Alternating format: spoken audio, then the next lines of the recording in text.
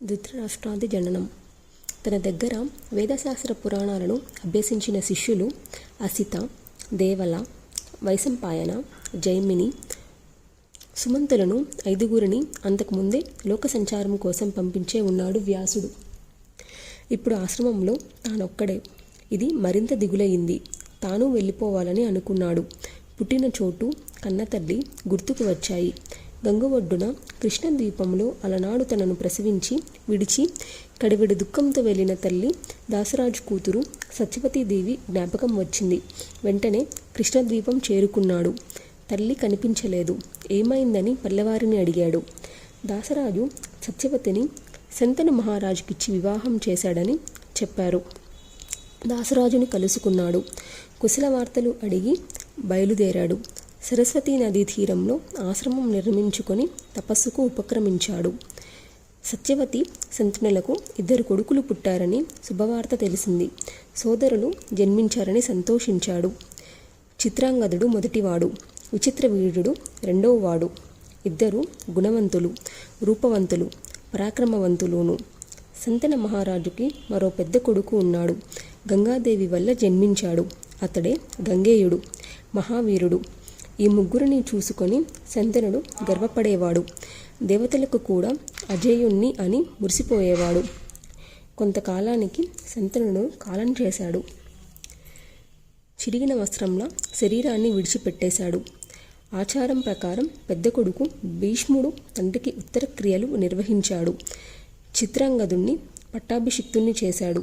సమర్థుడయ్యుండి తాను రాజ్యం వదిలేశాడు కనుక అప్పటి నుంచి గంగేయుడు దేవవ్రతుడయ్యాడు. కాలం గడుస్తుంది. ఒక రోజున చిత్రాంగదుడు వేటకు వెళ్ళాడు. ఆ గాఢారణ్యంలో అతన్ని మరో చిత్రాంగదుడనే గంధర్వుడు చూశాడు. బలపరాక్రమలకు మెచ్చి విమానం దిగి వచ్చాడు. వీరోచితంగా ద్వంద్వం యుద్ధం జరిగింది. కురుక్షేత్రం అనే పేరుతో వ్యవహరింపబడే ఆ అరణ్య ప్రదేశంలో చెలరేగిన ఆ యుద్ధం 3 ఏళ్లు సాగింది. గంధర్వుడు జయించాడు. చిత్రాంగదుడు మరణించాడు. భీష్ముడు అంత్యక్రియలు జరిపించాడు. చిట్టి తమ్ముడు విచిత్ర వీరుడికి పట్టం కట్టాడు. తాను సంరక్షకుడిగా నిలిచాడు. సత్యవతీదేవి మంత్రి గురు ప్రబోధాలతో పుత్రశోకం నుంచి తేరుకుంది. వ్యాసుడు కూడా చిత్రాంగ మృతికి విచారించిన విచిత్ర వీర్య పట్టాభిషేకానికి సంతోషించాడు. క్రమక్రమంగా విచిత్ర వీరుడు యవ్వనంలో అడుగుపెట్టాడు. అతడికి వివాహం చేయాలని గంగేయుడు భావించాడు. సరిగ్గా అదే సమయానికి కాశీరాజు తన కూతుళ్ళు 3కి స్వయంవరం ప్రకటించాడు. దేశ దేశాల నుంచి మహారాజులెంతమందో వచ్చారు.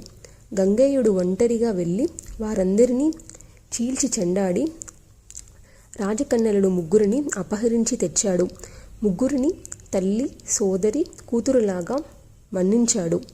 సోదరుడికిచ్చి వివాహం జరిపిస్తానని తన తల్లి సత్యవతికి నివేదించాడు.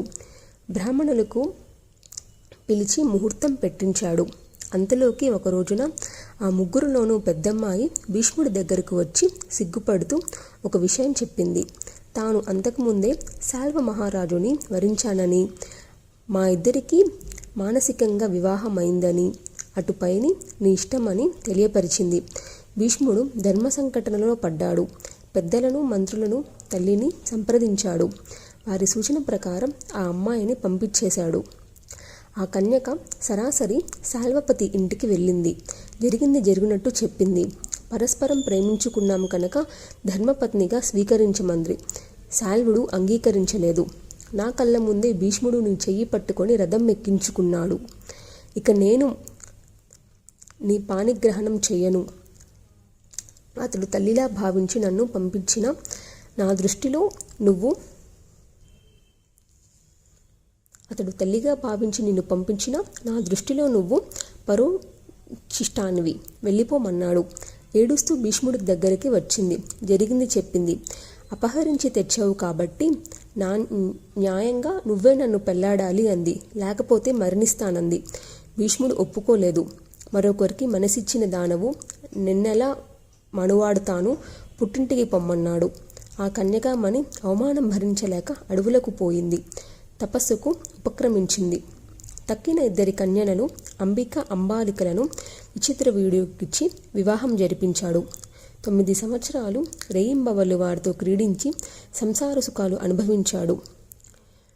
రాజయక్ష వచ్చి హఠాత్తుగా మరణించాడు.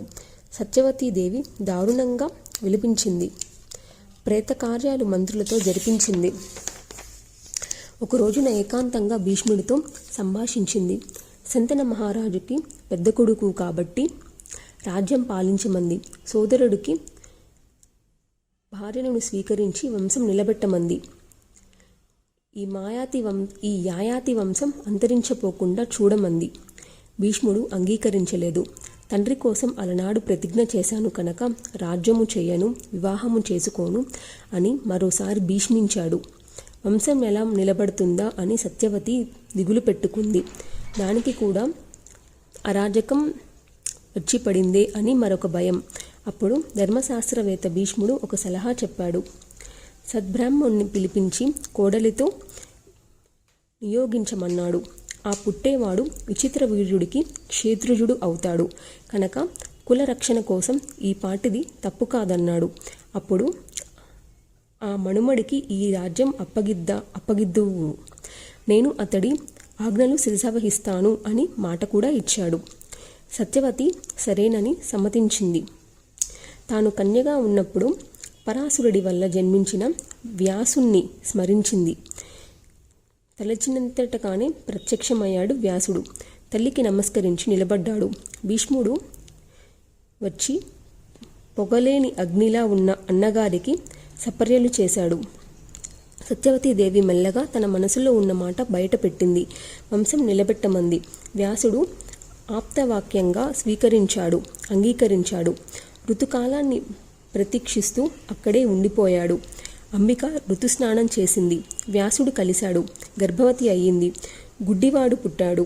సత్యవతి దుఃఖించింది. 2వ కోడలు అంబాలికలను నియోగించింది. ఆవిడకు ఒక పాండురోగి జన్మించాడు. వాడు రాజ్యానికి పనికిరాడే ఎలాగా అని సత్యవతి బాధపడింది. ఏడాది గడిచాక మరొక్కసారి వ్యాసుణ్ణి స్మరించి రప్పించింది. కోడలిని పిలిచి మరొక్కసారి ప్రయత్నించమంది. ఈసారి అంబాలిక తన బదులు దాసిని నియమించింది. వ్యాసుడు కలిశాడు. ధర్మాంశంతో విదురుడు జన్మించాడు. ఇలా వ్యాసుడు ధృతరాష్ట్ర, పాండు, విదురులకు జన్మకారుకుడై యాయాతి వంశాన్ని నిలబెట్టే భ్రాతృధర్మం నెరవేర్చాడు.